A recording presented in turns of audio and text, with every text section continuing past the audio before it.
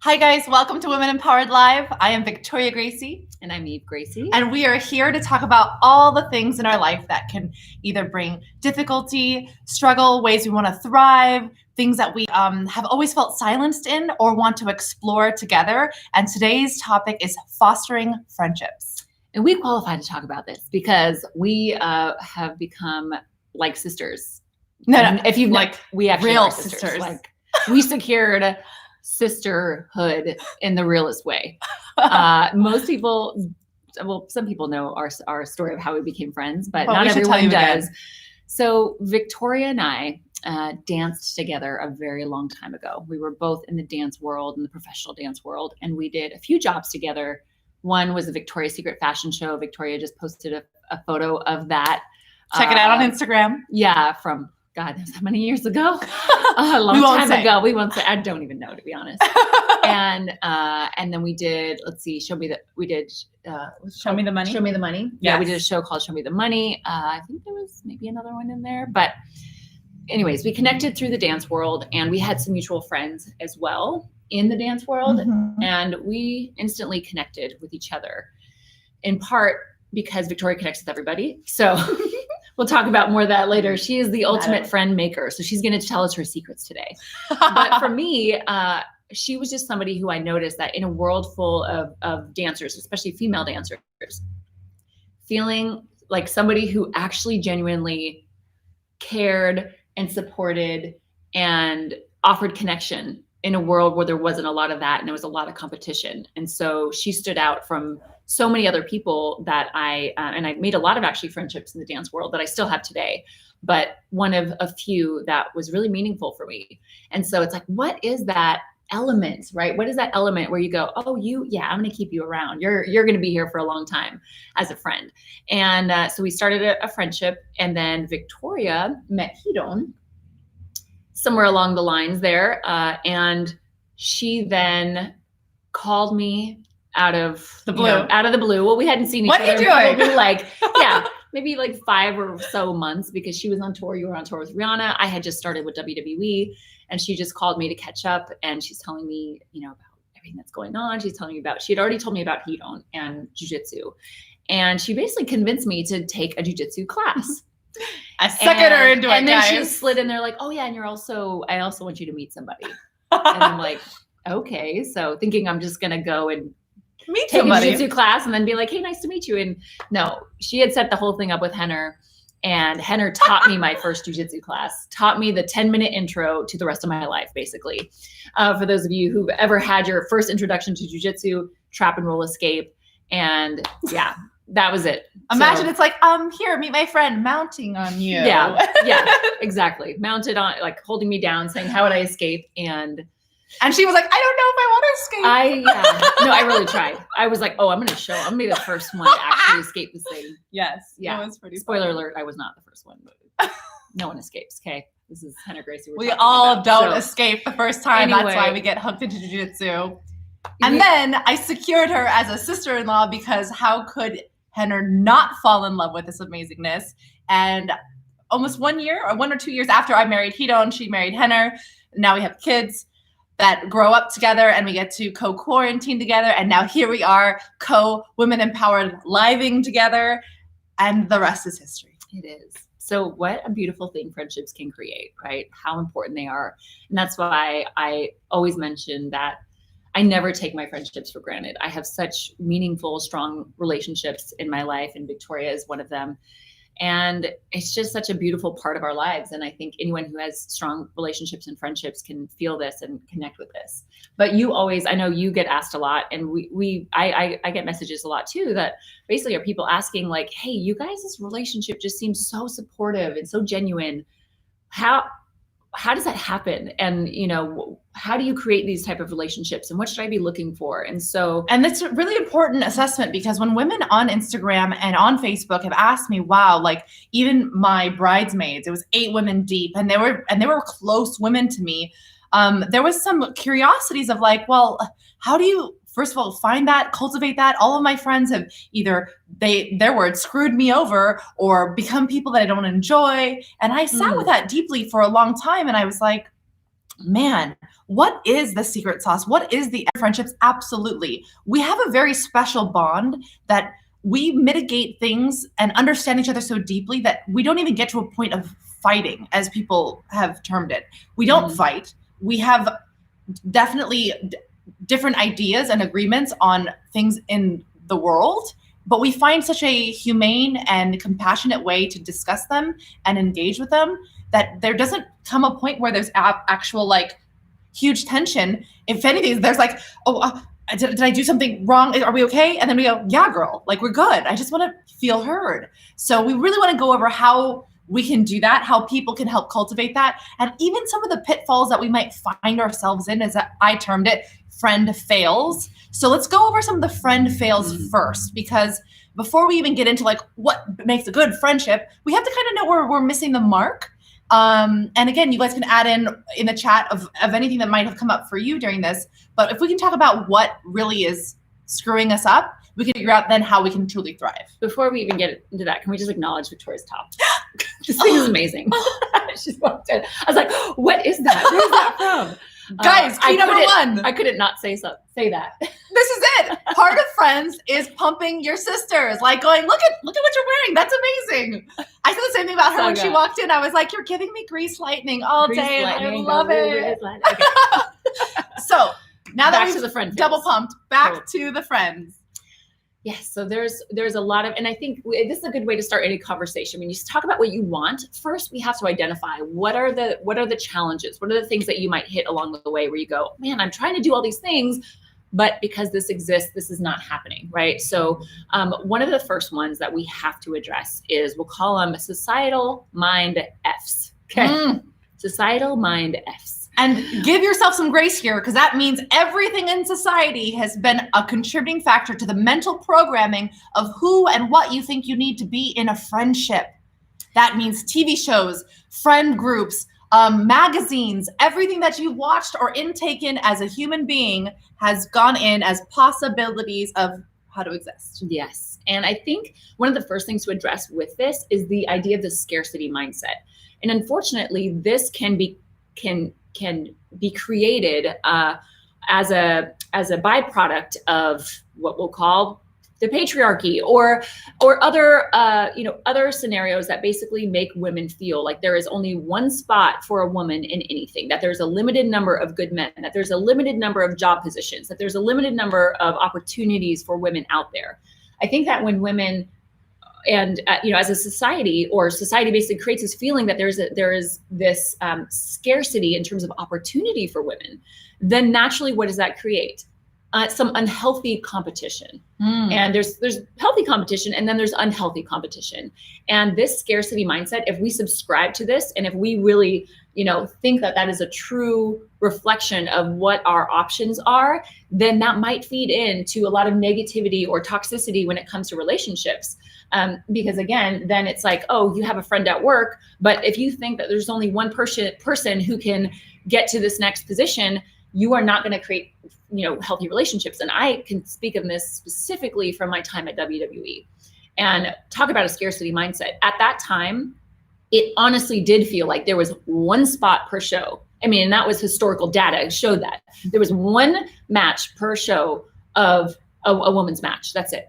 And there would usually be, sometimes there was no women's storylines, but when there was one, there was this feeling of, oh, she got the one spot. So now we all have to, kind of compete, and I have to tear her down in order to get that one spot. And there's some compassion for the negativity that the other women may feel that might also turn into like the gossip of like, well, how did she get that one spot? And why is she getting it over me? And this is cultivating such a negative base for all the women in any platform. And so it goes even into corporate structures or any kind of business. If you are at a high level CEO position or management position, and you're wondering why there's this insidious feeling of negativity, maybe amongst the predominantly female gender, ask yourself if there's enough opportunities for them to go around, or if they're feeling like they're only fighting for that one spot.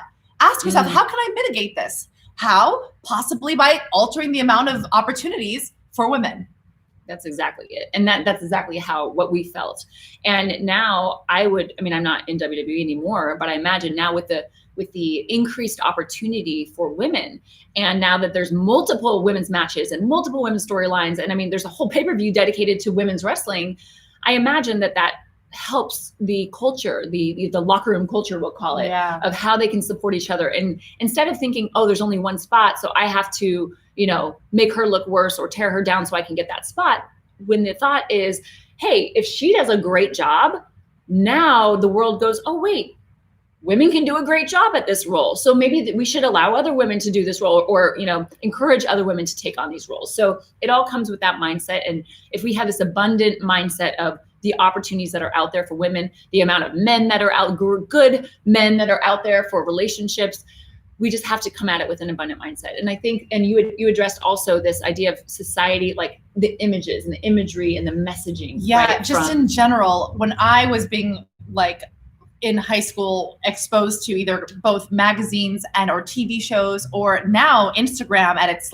deepest insidious nature, is this idea that there's cat fights, that women are so catty. They personify us in a way that, to be fair, a lot of women have upheld this idea. And why? There's many reasons. Maybe it's, their shallow relationships that they've created because that's what they were taught relationships are. Maybe it's certain indoctrinations of different ideas of the human interactions that come with their family structures. Whatever it is, this imagery in societal understanding of catty women.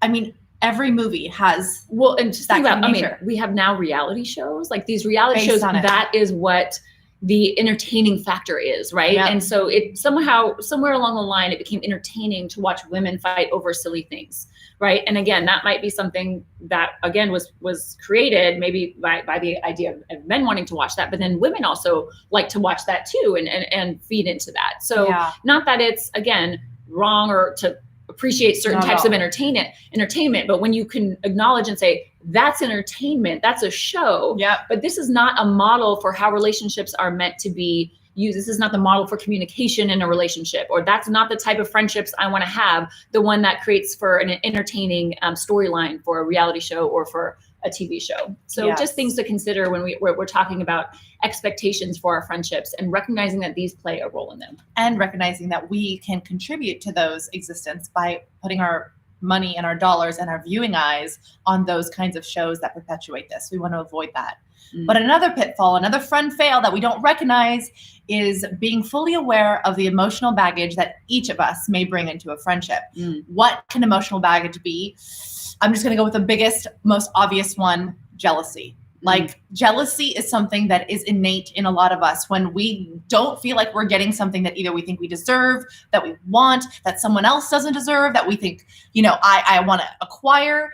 Jealousy is a normal human response. So I want to first normalize that having that feeling come up for you, it's totally okay. And you can welcome that feeling and go, oh, I'm feeling jealous. Does that have anything to do with Eve? No, it actually doesn't have anything to do with her at all. She might be the image on the thing that I want. She might have acquired, certain aspects of womanhood or a career that I'm like, I want to get to. Or I can sit back and go, hey, I didn't do the work to get that. I wasn't in a position, or the timing didn't feel right. So we have to really break down, where does jealousy come from? Probably us, our stuff. And that's a hard one. There's a lot. We can probably do a whole segment on jealousy alone. Absolutely. But I love what you said about how when it comes to jealousy, instead of focusing on the representation of that jealousy, which is the person, and how that may manifest, it's looking at what is bringing this up for me, and what are the areas where I'm not feeling enough, or I feel like I want to do more.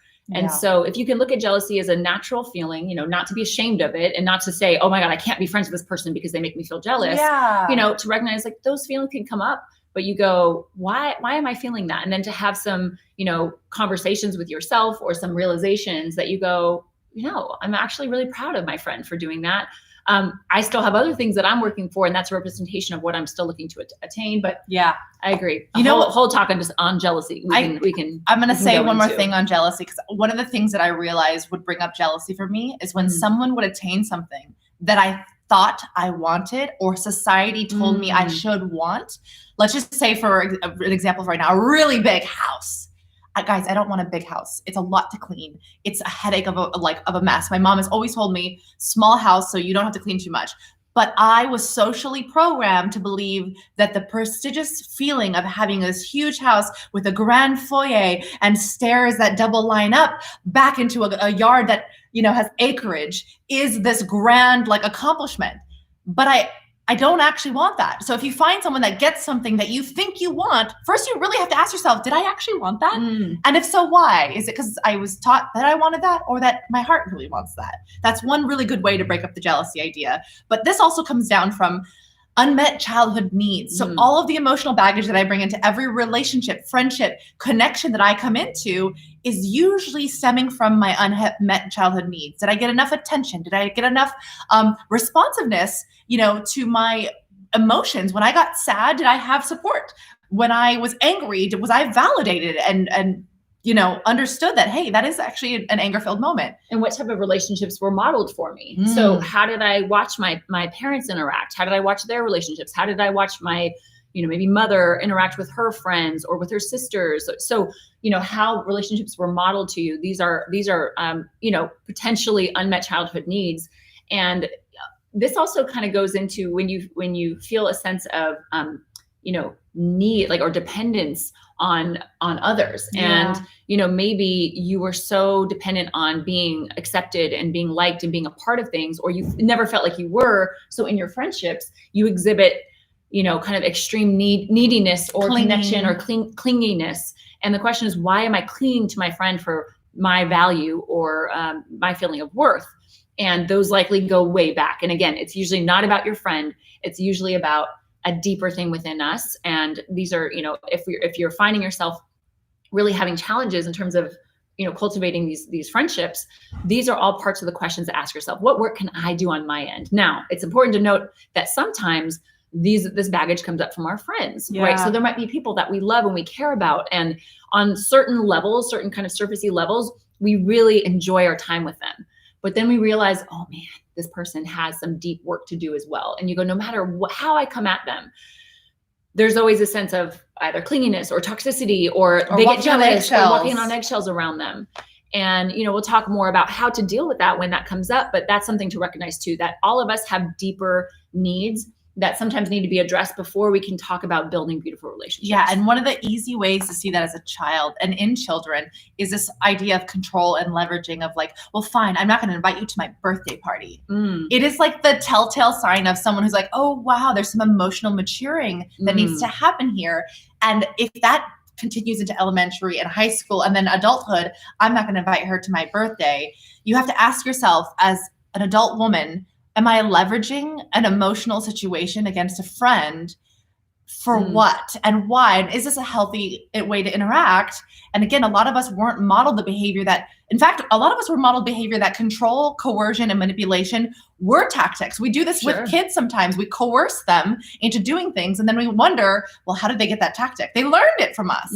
So we have to even cleanse ourselves from our, traditions passed down, again, our parental with all good intentions, and how they used ways to get us to do things we didn't want to do. I didn't want to brush my teeth. I didn't want to take a bath. I didn't want to do all the things that parents wanted me to do when they wanted me to do it. So I understood why they needed to use these tactics. I'm not even mad at the tactics. Okay. I probably use them on some of my kids sometimes. Sometimes they can work. Sometimes they work and we do it, but we have to recognize how those can manifest later, be willing to face them within ourselves and see how they're impacting our friendships now. Yes. And another thing when it comes to potential friend fails is just the compatibility factor. It is okay and understandable if two people are simply just not compatible as friends. Maybe they have no mutual interest, or maybe because of that, their individual background and experiences, somehow their communication model just does not align with one another. So recognizing that sometimes their idea of what friendship looks like is just not compatible. And we'll get into how we can assess what those kind of friendship agreements look like, and how we can identify whether, is this person just not compatible as a friend with us, or is there something else that's kind of getting in the way? Yeah. And another common friend fail is what I call low level connections. This is that low frequency that you want to bond with someone because you're both gossiping about the same person. We both don't like her, so let's be friends. Oh, cut those out. Gone. Because those are very problematic. When you start to bond with someone over the bad, when were you going to shift to the good? this can come out of even like social climbing. You're both at the bottom together, so you want to climb that social status a little bit, get invited to certain things here or there. It can be a little bit toxic behavior. We have to be very cautious on continuing to engaging when we don't check it, especially if I'm bonding with her as she's talking about our mutual friend. When will my mind catch on that she might also talk about me in that way? Like, why would you call Jennifer, snotty for that? Like, she can hold a boundary. That's cool. But are you calling me snotty if I hold a boundary? Then where's the honesty? Where's the, holding each other accountable here? Bonding over this bad and low level gossip stuff is a difficult. And it might be other behaviors that people bond on, because there's something about, people say misery loves company, right? So like sometimes it actually, you'll see that people won't want friends who are high achieving, yes, or who are not, because then that's a reflection. If they're not at their level, they have to be reminded of that. And so they'll actively seek people who are engaging in maybe potentially unhealthy behaviors together. Yeah, right. And that's a really good point. And so, is your friendship based on that? Was it the fact that, you initially connected with them because you guys were both engaging in a healthy behavior, and then now maybe your relationship, or you have kind of grown out of that behavior and you're going, I thought they were a friend. And then you realize, that was the foundation of our relationship, was that behavior. Or you find yourself financially supporting your friends on a regular basis, or vice versa. You're constantly mooching off of someone and you're like, I've literally heard people say this, they have so much money, what does it matter? And I'd be like, it's the money they earned, and like you're just taking advantage of their financial security by securing your own self with it. It's confusing. Like that is a codependency tactic that is somewhat taking advantage of that friendship. And let me tell you something, they might have all the money in the world, but they notice. And they notice that this is happening. People who are generous recognize when people are overly taking from their generosity. It's noticeable. It is. And the last friend fail we'll talk about is simply timing. And this is an important one, because we simply we go through changes, we grow throughout our lives. So the type of friends that you might connect with in middle school versus high school versus college, if you decide to go to college, or in your career. And for me specifically, I was going to say, I'm sure you can identify with this, but when I became a mom, when I became a parent, that's when I really recognized a shift in what the forms of my relationships look like. And they just took on different forms, and some of them kind of wilted away, which was okay, but it just became a matter of timing. Not that I didn't enjoy these people, not that they didn't enjoy me, but that there wasn't really alignment in terms of where we were at in our life. And so sometimes timing can be an issue when it comes to friendships, and it just may not make sense for where somebody's at in their life and what they're pursuing or what's important to them, and where their friend might be. And if there's not alignment there might be certain ways that they can connect, but the closeness of the relationship might be affected by that timing. Yeah, and that goes the same with shifts in activities or hobbies or religious beliefs or community beliefs. Sure. Moving, all these different things can shift friendships and their deep bonds. So now that we've talked about all the friend fails, and again, there are more, but we want to keep this as succinct as possible, we want to go into how to foster friendships.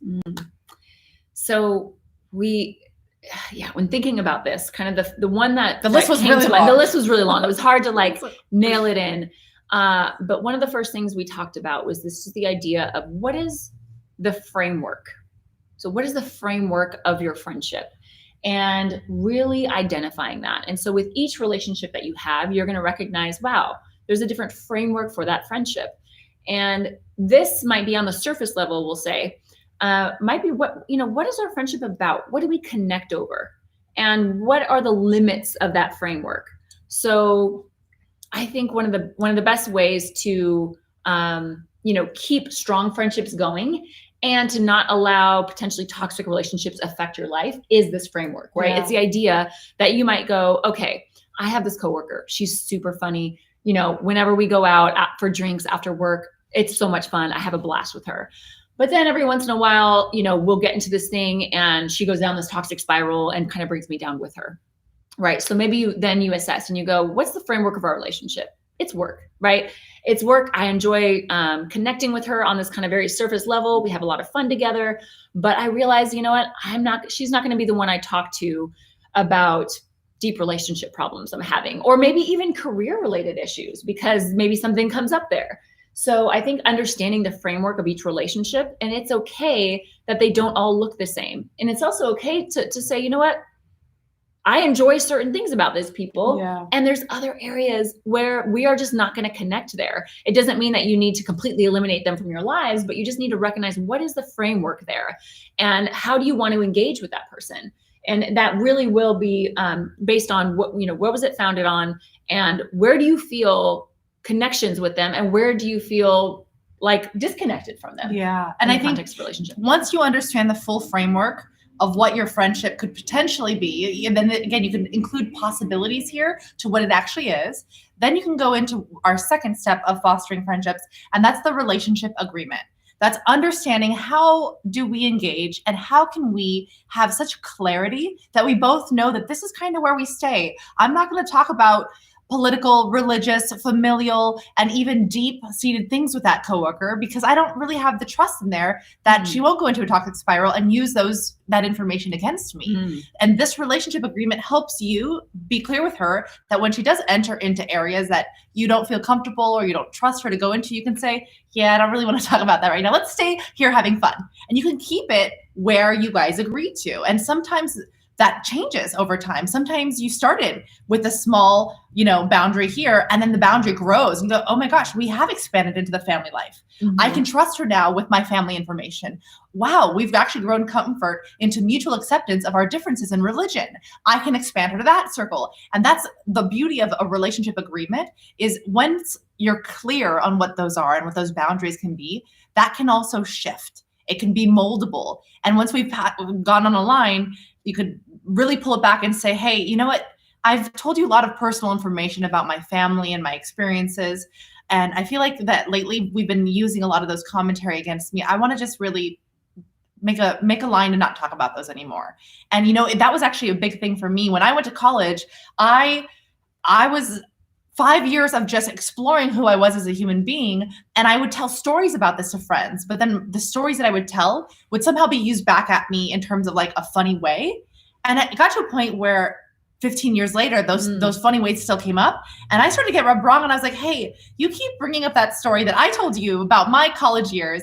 And I have children now. And for some reason, I feel like you can't let me let that person die. Can you just let me let that person die? I'm trying to let her go. Can you let her go? And she was like, oh my gosh, I'm sorry. I just thought that was a cute way that we bonded. And I'm like, yeah, we've changed. And that was me re-engaging a new boundary on one that was okay before, but then wasn't now. And you can change these at any given time. And yeah, we call it a relationship agreement. Obviously, it doesn't have to be in writing, right? But when you think about any successful relationship, think about a marriage. Imagine if you went into a marriage and you're like, well, I don't really know what he expects of me or what she expects. Like, we're just going to kind of do this thing and see what happens. It's hard to know, like, if you're meeting each other's needs and what our expectations of each other are. So it's not going to be this like official thing that you guys will be constantly, engaging with each other and identifying what that might look like. And it's important for us to feel like we can communicate what our expectations of that agreement are. And really this comes down to boundary setting, right? So feeling like I can set boundaries with that friend and saying, hey, I know you really like to talk about politics or whatever it is, religion, and that's something that's really important to you. However, I feel like whenever we have this discussion, it never ends in a good place, and I never feel heard, and I don't think you're feeling heard. It's not really a way for us to connect. I'd rather us keep those conversations out of our relationship. And so you could do that if you felt like that's somewhere where things kind of spiral out of control and end up in a bad place that is kind of unrecoverable. Now, the goal is that you get to a place where you go, oh my gosh, that's so interesting. You see things that way.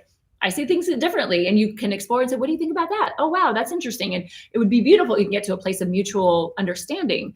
But it's also okay if you go, this is not a part of our relationship. And I want to, set those boundaries strong. And I'll give you some insight into our relationship, because a lot of people will think and watch us and go, wow, Victoria and Eve must agree on everything because they are so close. They do so much together. We actually have some boldly different opinions on some big life decisions. And the most beautiful thing that I've ever been confronted with was her full and utter beautiful acceptance of, oh, wow, that's what you think. Okay. All right. I love you still. And that's okay. Our ability to do that was in our relationship agreement of like, I'm going to be completely vulnerable and forthcoming with all of the things that I think. And she sat there and said, and I'm going to welcome them. And once we made that relationship agreement and understood, wow, I can keep speaking freely in front of her, or I can change. Since we've met to now, the different people each of us have become and what we've traversed has gone beyond the relationship agreements we initially created. And we've expanded them to say, like addendum 1, including this, addendum 2, you can also do this, addendum 3, erase the first one, start again on this. Like, it's never ending and ever changing. And if you want a successful long-term relationship with anybody, friend, foe, family, whatever, you have to understand that their expansion and contraction through life's like journey is going to change, and your ability to form with them and accept them will determine whether or not the relationship will go. And again, she doesn't have to agree with my choices. I've made a lot of crazy decisions, you guys, like crazy things that I've decided to do. And they were the best decisions I ever made, but she was like, what the frick is going on with you? And I'm like, I love it. It's great. And she goes, I would never, but I support you, you know? So we sit through this because we understand that relationship agreements can be helpful when you understand that they, like, it's like having a guide to like a car. If you know how to make it work, you can always make it work. So have a guide to your relationship, and that's just by having good conversation. Mm-hmm. It really, yeah. The method to that is just communication and keeping that communication open. Yeah. Kathy said, isn't that when you know you have a lifelong life friend, when they encourage and accept the new growing you? Yes. That's exactly yes, because that's all we are doing every day. We're growing. And if you're not growing, then we have some curiosities about like, why are we stuck? And we have some friends who've done that. They have stayed in the old relationship terms that they were in high school, even though they're now two new people. And now they're having a difficulty in engaging because they're new people with the old agreement. How do we work with that? You know, we want to be able to expand beyond that. Great point. All right, the next thing we want to focus on is fuel. Like what do you bring into your friendship? What do you bring into the relationship? And what fuels your relationship? Like what is the actual fuel to your friendship? Again, is it those low-level connections? Is that the fuel? Or are you guys each you each individually bringing everything that you can to the table in a recognition that you guys are both going to benefit from this beautiful relationship? And what does that look like? Yeah. So when I think of fuel, I think of what energy am I bringing? Every time I come together with Eve, it's either full of creativity, full of wanting to play, open-hearted, ready to hold space, willingness, complete neutral, like blank canvas. I'm coming every day with something offering the relationship. And there are days where I call and I'm like, I actually need you to hold space for me. I need your help, which is a request, right? So you can come with energy, you can come with strength, vigor, creativity, or you can come with a request. And that doesn't mean I'm calling on her and just dumping on her. It means I'm calling and saying, hey, do you have space for this? And waiting to hear her go, hey, what's up? Is everything okay? And that's my cue. Like, okay, she's opened a door. I can spill. And that is part of understanding what do we bring when we fuel it. You can fuel it with connectivity. You can fuel it with creativity, time, love, care, strength, empowerment, pushing her. Like, how is Women Empowered going today? What are the ICP people doing? Let's go. And knowing what your friends have and fueling that fire in them, and then fueling the friendship, fueling what do you bond on? What do you share? Fuel that too. Because if you're constantly saying, well, they're not calling me, they never call me and invite me to those things. Like, I would be sitting at home and doing nothing if half of my friends, most of which are Sagittariuses, I don't know what it is with you guys. All of you Sagittariuses, I'm calling. I would name you all right now and I love you all to death, but my husband's a Sagittarius too. I don't know what it is. You guys surround me and I fuel this. Like, I'm the caller. I call my friends regularly, all the time, ask them how they're doing. I try to engage. And if you're in a friendship where you're not at least doing that 20% of the time, there's some reassessment and evaluation that you need to do about whether that friendship means something to you, or if you're in a state in which you need to tell your friend, hey, I'm having a hard time reaching out to my friends. I'm feeling really introverted. Do you mind being the one that reaches out for a little bit more? Because I can't pull that weight right now. I'm feeling weird. Yeah, and recognizing what ways you fuel the relationship, right? Like, as a friendship, you guys will take on different personality traits and almost like different roles in the relationship, similar to a marriage or any other type of friendship, right? So, or partnership, where you just recognize, what is my kind of role in here? Are we both okay with what that looks like? Are we both okay with the type of fuel that we're bringing to this and how we bring to it? And again, maybe you're the one where it's the other person reaches out to you and you're the one holding space most of the time, right? And you're okay because you're like, well, I may not have time to call them all the time, but they know that if they need me, I am here. Yep. And that's the kind of fuel that you're bringing. And so what's the energy? And always remembering that if it's only a one-way street, it's going to be a difficult relationship. So if fuel is only being brought from one side, it doesn't have to look the same, but if there's only fuel being brought from one side, eventually that relationship might hit a dead end roll, and it might feel exhausting for that person. So if you're bringing the fuel, and if you're like, I am like really trying to contribute to this friendship and it's not really going anywhere, that's when you have to look and say, they're not adding their fuel to this. And so this friendship probably won't go too much further. And the best part of once the fuel is in, then we look at the next really important, it's my favorite thing about fostering friendships. It's to connect. It's the connection point. How do we connect? Many different ways. One of my favorite ways is holding space. What is holding space? I could do a whole talk on this alone, but it's creating an entire container, a safe place, the space between me and another person, and saying everything that you are, everything that you want to express, everything that exists within you, troublesome or not, I welcome it. I will hold that space for you. You can pour it onto me. You are safe. You are not too much. Give it to me, and I will give you a container to not only feel heard, validated, and reflected upon. And I can sit here and be the person that you might need to feel just like you can dump or be seen. And I have to say, this is where, when I said Victoria just like has this magical friendship dust everywhere, like I'll literally be like, go make some friends for us and bring them back. I've done it. She has this ability to connect. Like she could literally pick up a rock and make that rock feel heard and loved and connected with. Okay. They're going to think I'm crazy. So, what are you doing? No, I'm just saying her ability to offer these connections is like second to none. And it's been a model for me in recognizing this is how connections are made. And when you look at someone, you go, wow, how do they have so many connections and relationships and friendships? It's because they're putting in the energy and they're offering that connection, right? But if you don't leave an open space for connection, then those connections will kind of they'll just fall flat. And that's also, if you're at a place where you're like, you know what, I'm going to keep all my relationships real surfacey and I just want to talk about what happened that day and that's it, then that's okay too. But I think that you're missing out on a huge possibility to really offer connection with people.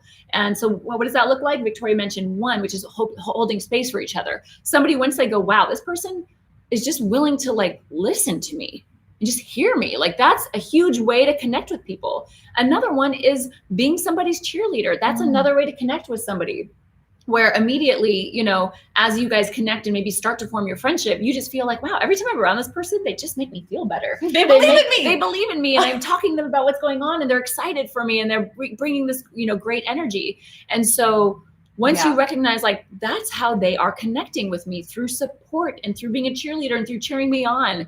And that's another way to offer connection to people.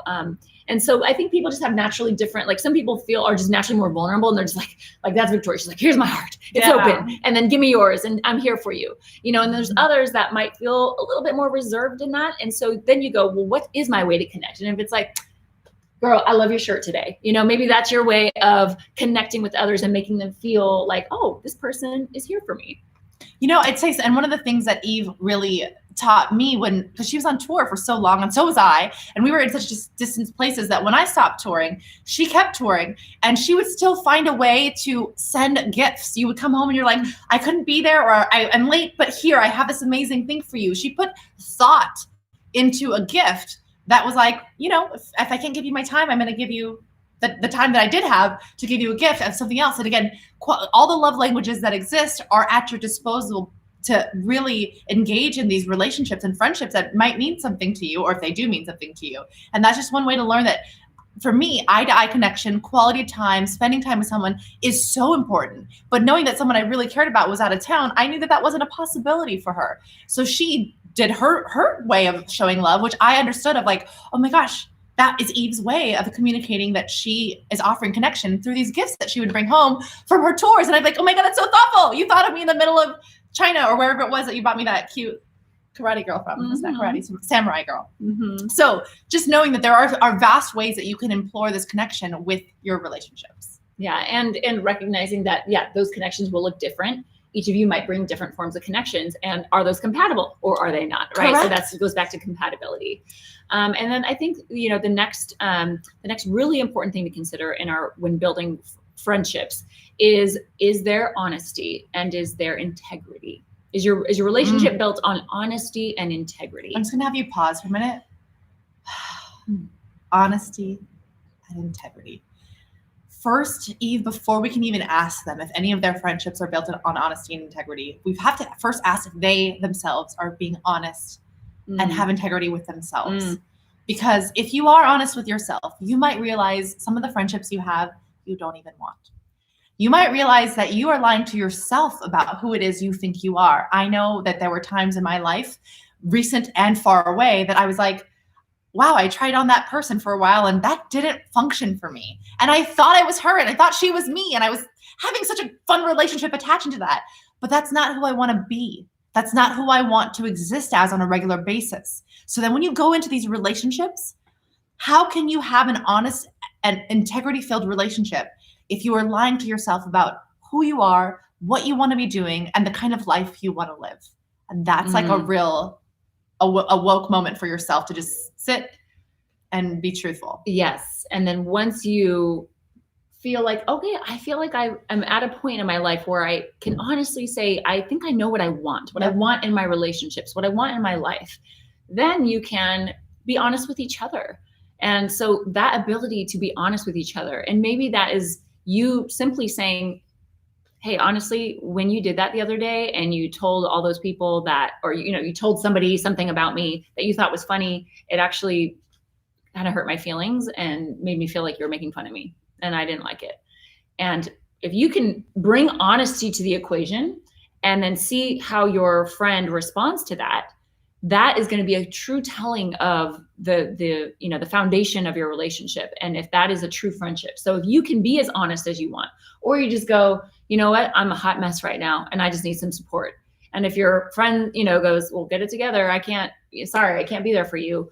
Or, is constantly kind of questioning you on that, then they're not ready for that honesty either. Right. And then we go back to integrity, which is, what is your relationship founded on? Is it founded on integrity? Meaning, are you really there to be there for each other, right? To bring that connection, to bring that support? Yeah. Or is it founded on something else? Is it founded on those other things, those low-level connections we talked about earlier? So is it an integrity-based relationship, or is it based on common enemy, or bad things that you like to do together, or something that just doesn't resonate with you anymore? Yeah, and is your friend willing to call you out in a way that maybe you don't even want to be honest with yourself? Like, hey, you keep doing that thing, but you've told me before you don't like that thing. Can I just ask you why you keep doing that thing that you don't want to be doing? And is your friend willing to have those conversations with you? Because that to me is a friend who will listen and knows that I've said before. For instance, if I want to quit sugar, like, Eve, I want to quit sugar, please, don't bring me anything filled with sugar, not even bread, because bread has sugar. And she's like, okay. And then we go to a restaurant and I start scarfing down that bread and butter before the meal. And she doesn't say a thing for months. That's not my friend. If I've told her, hey, I'm trying to cut bread and sugar, and if a friend would say, hey girl, I don't know if you remember, but bread has sugar in it and you were saying you wanted to cut sugar. And then I could be like, oh yeah, actually, you're right. All sugar, but bread's okay. So that's the communication of am I willing to call out the behaviors that my friends are telling me they don't want to be doing? Yeah. And that might also be a conversation where you go, well, why do you want to cut out bread and sugar? And what is it behind that? And then maybe they go, actually, I just want to eat this bread. And then you go, all right, girl, I'm gonna have some peace too. Right. So there's always this balance of, holding each other accountable, but also not judging and not, I'm in a situation like if that were the example, right? Sure. You might say, so one thing I wouldn't do is bring my friend cupcakes, right? So that would be like, hey, I'm trying to support you on your goal or whatever it is your mission is. I'm not going to make it harder for you. But then you also have some forgiveness, which we're going to get into next. So our next key thing and component of having deep and long-term relationships that foster deep relationships is forgiveness and acceptance. Now, forgiveness, it's not always this I forgive you and done. Forgiveness is one of those, again, inside jobs. It's one of those things like, how do I feel about this? Why is it still bugging me? Why can't I let this go? It's like a grip, right? You grip onto something, and if you grip hard enough, your veins start to come out. You start to get fatigued and tired. That's how when I look at forgiveness, it's the ability to go, okay, I can still hold it in my palm. It can still exist in my existence, but I don't have to grip to it. I don't have to have blood and veins coming out from it because of it. Forgiveness is the release of anything that no longer serves me, that person, or us as a union, as a friendship. And forgiveness, honestly, will be more for you. It will always be for you. When you really look at the act of forgiveness and the true embodiment of forgiveness, it's not just for that other person. It really is to allow you to, like Victoria said, to let go of whatever you're carrying with you. And so once you can let that go, both of you will thrive in a better position. And just so you know, forgiveness does not necessarily mean there's ways that you can say, you can still hold a boundary, but also offer forgiveness. Right. And so just because if somebody's constantly introducing toxic or negative behaviors, you might forgive them for that, but you can still say, that is not going to be a part of this relationship agreement. Like, that is not something I'm okay with. And it looks like, this is not going to work for our type of friendship. I still forgive you. I understand where this is coming from. And I think that's where forgiveness really is rooted in this ability to understand our friends and understand each other. Yeah. And so when they make mistakes, instead of just thinking of it about you, you can go, where is this coming from? Where is this mistake rooted in? And when you better understand your friends, you can say, you know what, based on their childhood upbringing, or based on a lot of their unmet needs that I know exist, or some of the stuff that they're working through on an emotional level, I understand why this comes up. So when your friendships are forged in the understanding that everything that your friend is doing comes from their own life experiences, your ability to elicit compassion is what will be a glue towards your bond of interdependence, and an ability to say, okay, I love you separate from me, and we can still coexist in that way because I understand you. And that comes with also acceptance. Can I accept you for who it is you are? And that's where forgiveness and acceptance are such sisters in this play, because I can forgive you and then just not want to engage with you ever again. But I can forgive and accept, this was your life journey. I understand you. I accept you, where you are, how you are. And I can engage in a way that's safe for me, either putting up new boundaries, rewriting the relationship agreement, understanding like, oh, we're going to be this kind of friend now. Okay, I will transition. And those are the deep understandings that with any relationship you have to go, how do I want it to function? Do I want it to continue, or do I want it to fail? And if you want it to continue, forgiveness and acceptance are key components in the success of that relationship. And I think that also goes back to, you're talking about your friend and understanding of them, but again, your own acceptance, right? So how accepting are you of yourself and your own flaws? Yeah. And if you are not accepting of yourself, chances are there's going to be friction with the relationships around you, because you're seeking that sort of kind of trying to force that acceptance from others. And if you can't accept yourself, how are you supposed to accept other people and their flaws? And so that really stems, again, from that inner work that you're going to be doing, and that your friends may need to be doing as well, so that this ability to forgive and accept each other throughout changes, and recognizing like, wow, we're all just going through life together. Yeah. And we're going to be going through different moments, and recognizing that we can all come out of this, and constantly changing as a person and who we are.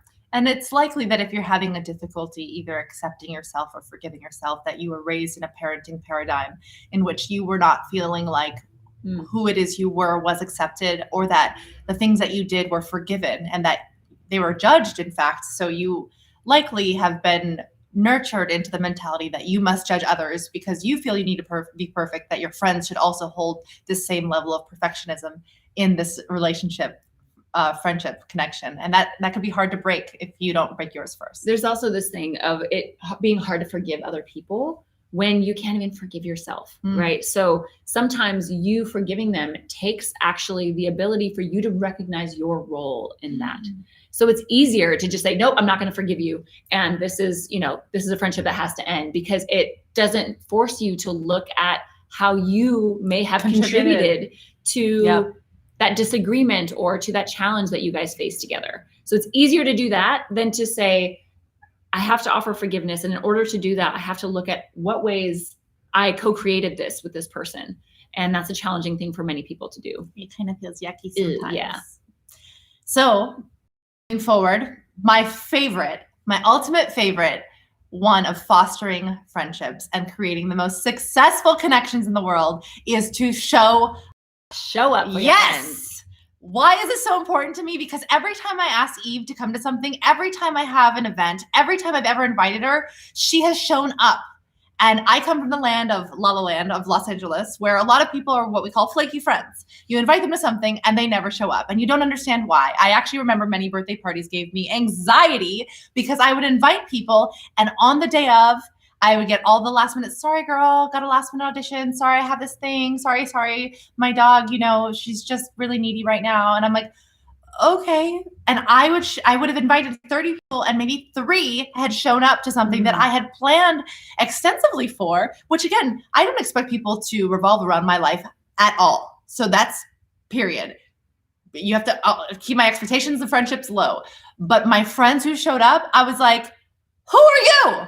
You're friends. You are the friends that show up. And, it's something that Hedon has told me that his father told him that I always felt myself as a pressure is when someone invites you to something, you do whatever you can to show up. And if you can't show up, send something. Like if you can't send something, give an aftermath, come the next day and be like, hey, I couldn't celebrate with you yesterday, but I'm here today. So showing up is like my secret to success with Victoria. Mm-hmm. And we also recognize, and this is something that I've realized, is that we may have to show up differently for different types of friends, depending on where we're at in our life. So for example, if you're a new mom or if you have young children, the possibility of you being able to drop everything and go to your friend's house and support them in a time that they might need might be limited. So you may not be able to show up in that way. But then the question is, what are ways that we can show up? And so this is one thing I would implore all of you to really think about. Am I showing up for my friends? And even if not in a physical way, meaning right now we can't really even show up for each other if we want to, right? So what are the other ways I can show up for my friends? What are the other ways I can offer a part of me? Part of this is understanding their love language and going, what's most meaningful to her? So I know for Victoria, it is that showing up. It's the time, it's quality time. It's me just being there. Yep. Right. And for others, it might be just like, if I send a gift card, then we're like, oh, she loves me. All right. For others, it might be a gift. But finding out ways to say, how can I show this person I care? Yeah. Even if I can't physically show up for them, what are other ways that I can show up for my friends? And what does that look like? And if you're looking at yourself and going, wow, I haven't been able to show up for my friends at all recently, then there's some questions that you need to ask. And I think that sometimes, obviously, we are so overwhelmed with life and just work and family and all the people that we're taking care of in our inner circles, right? There's a lot to do there. So we want to have grace with ourselves about that. Yeah. And at different periods of our life, like once we're retired, we're going to be like, I'm going to do nothing but make quilts for my friends, right? Like then we'll have all the time in the world. But there's a time in our life where we just don't have that bandwidth. So with the bandwidth that we have, what are ways that we can do that? And we've always said this, but one of the best ways to find that out is to just ask your friends when they're going through a hard time, hey, how can I support you? Yeah.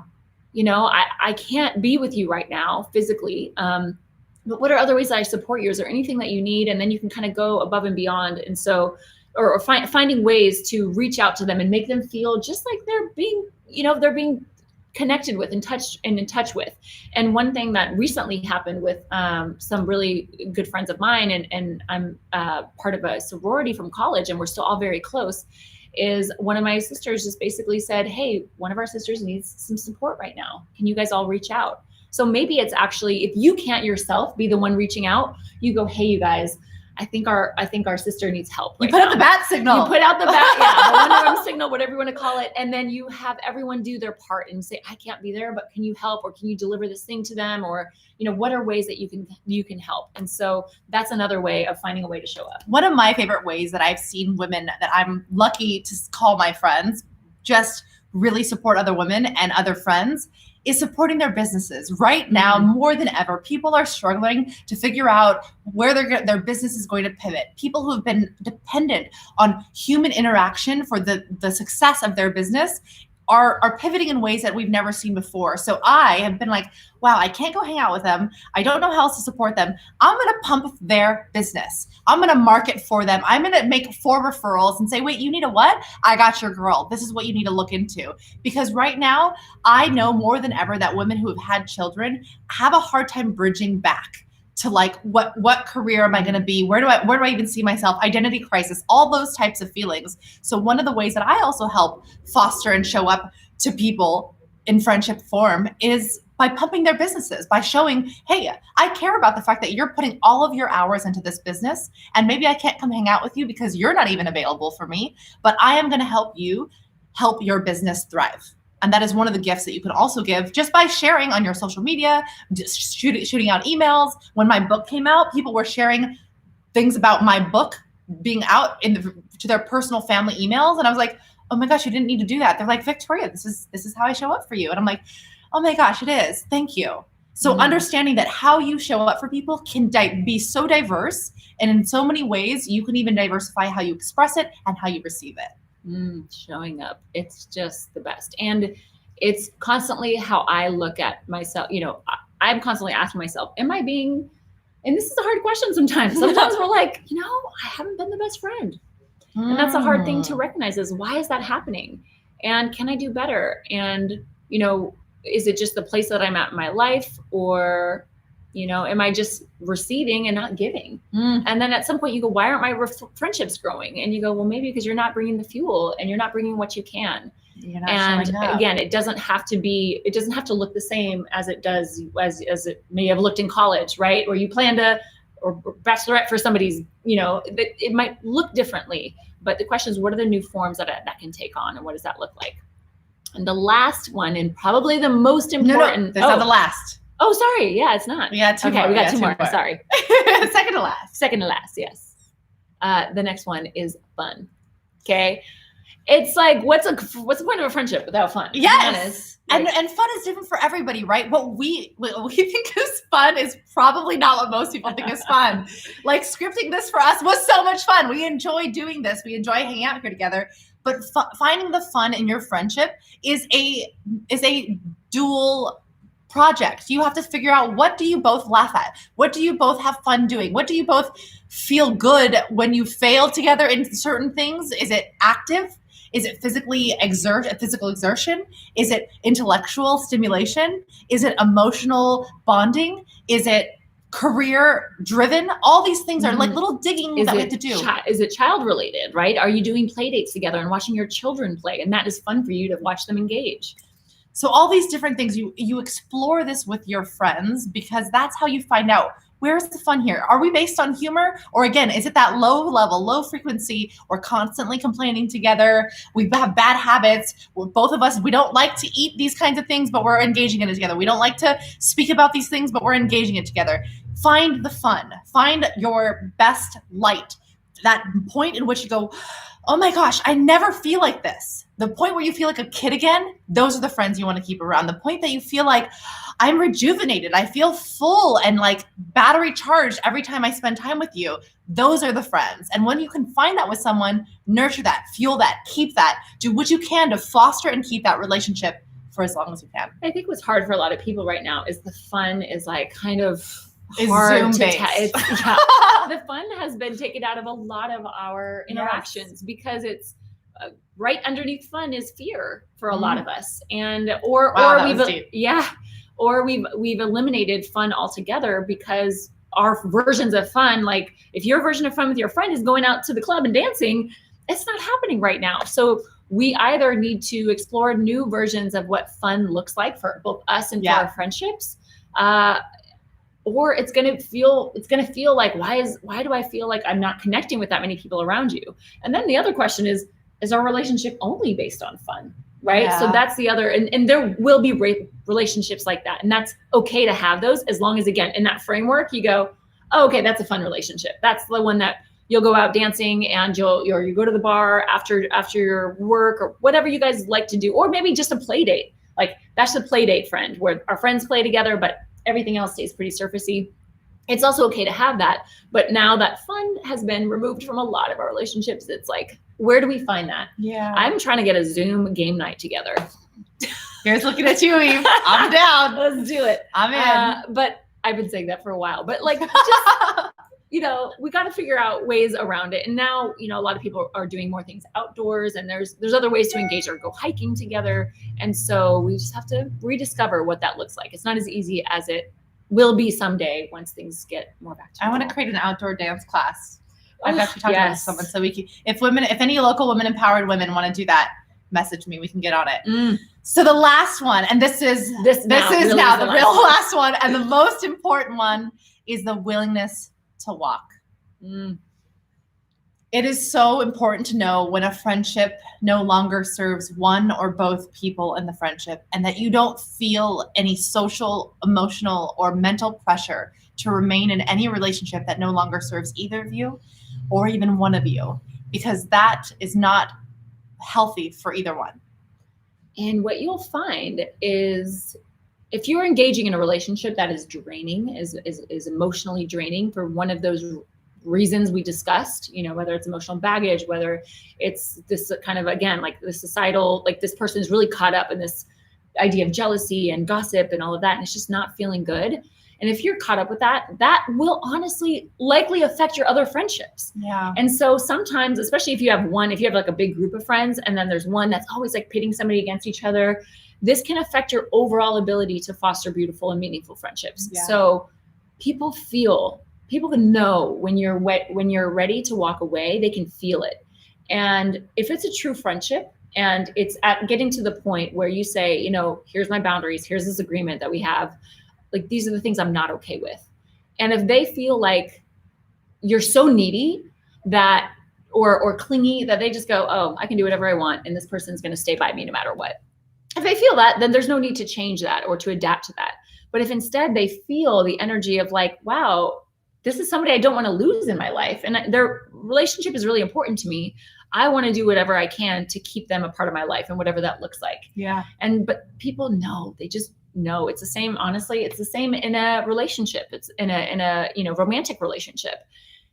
When people feel like, I love you, but I'm also okay by myself, it just brings a different energy, a different amount of accountability for each person in that relationship, rather than one based on neediness or on codependency. Yeah. So your willingness to walk has to really stem from your personal self-confidence that you've done everything you can to make this friendship work and thrive and be filled with love.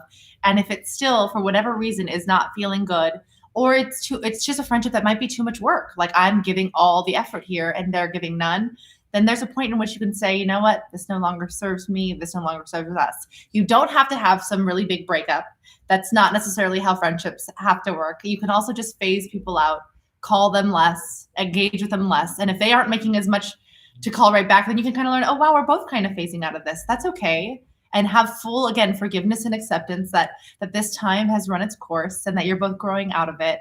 And you don't have to have any vindictive nature or resentment that only breeds shadows and darkness in you. You don't need to have to bring that involved in this. Sometimes people feel that, man, if they're going to walk away from me, I'm really bothered by that because you're attached to it or the idea of that friendship.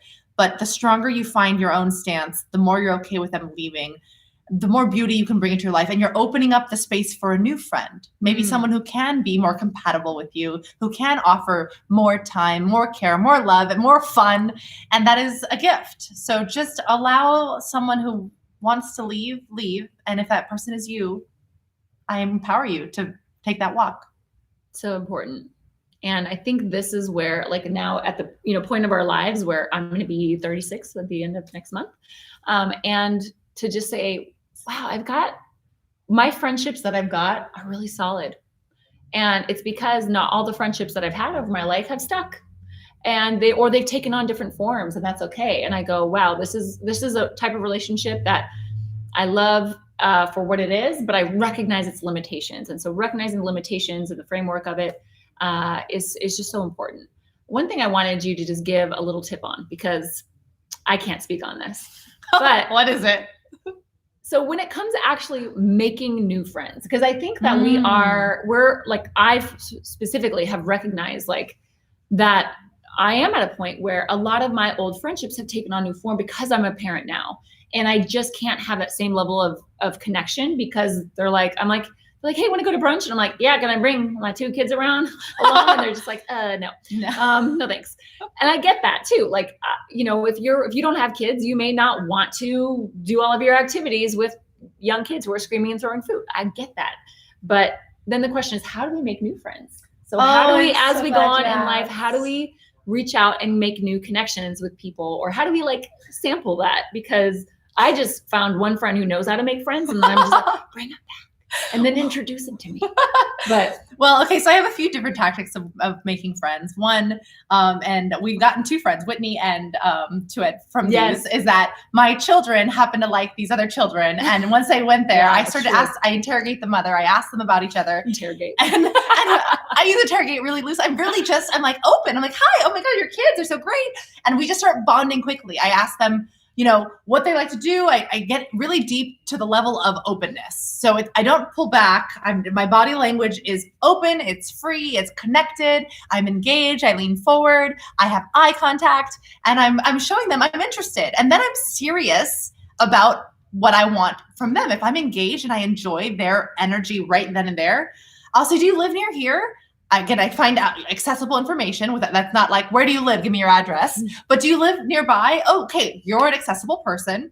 I said, can we do this again? I'm really having fun, and I think our kids are really enjoying this. Or like, hey, I actually like, if you don't have children and you can't pawn them off as the reason why you want to reconnect. It's very much like, hey, do you come here often? Like, do you want to do this again? You have great energy. Again, it's being vulnerable, being willing to say what you like about them and what you want. I want to do this again with you. This was really fun. Do you want to try for next Wednesday?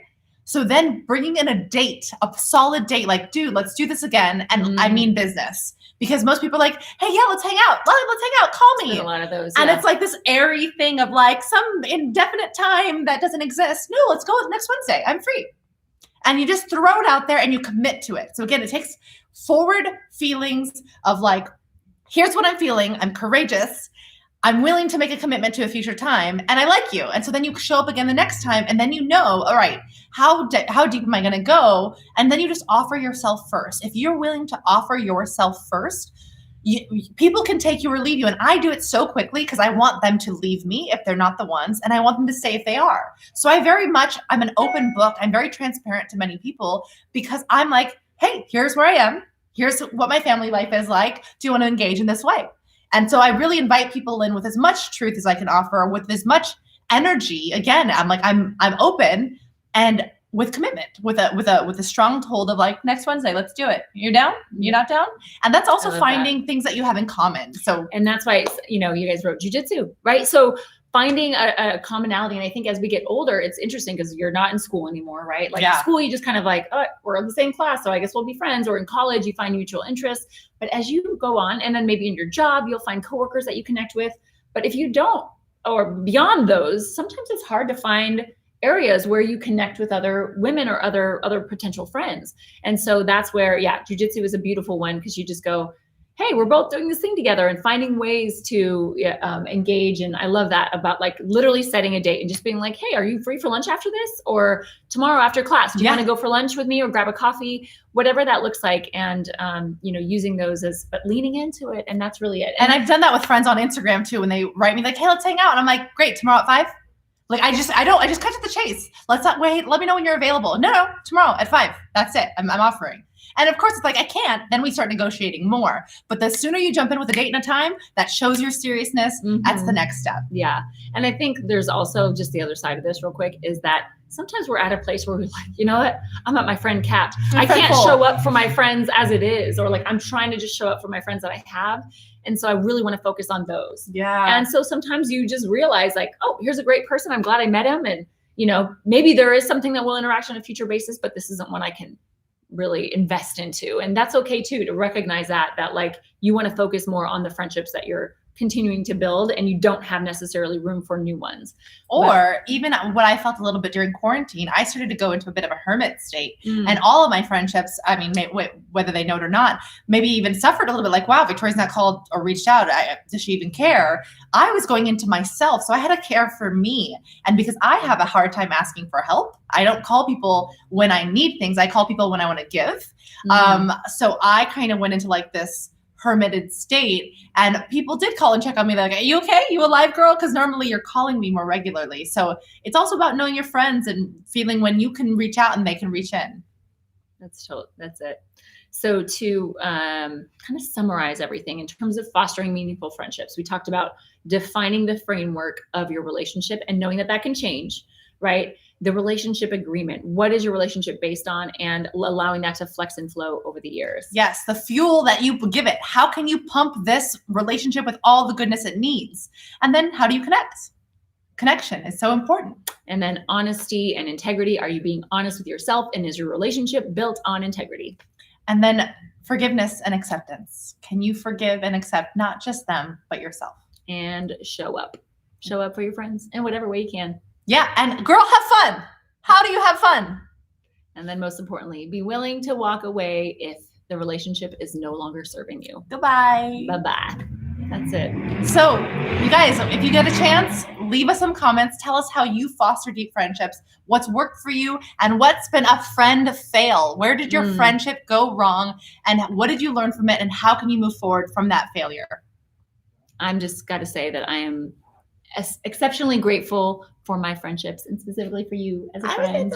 And so I wanted to share this information because it's coming from a place of gratitude and recognizing how valuable my friendships are, especially at this point in my life. Yes. So all of my friends, I love you. I appreciate you guys, and all of you looking to foster friendships. We hope that this helps and that you continue to build beautiful relationships in your life. And yet again, we appreciate you guys giving your time here and watching our YouTube channel. We appreciate you so much. Check us out on Instagram at Women Empowered GJJ, and we hope to see you again next week at 12 noon on Wednesday.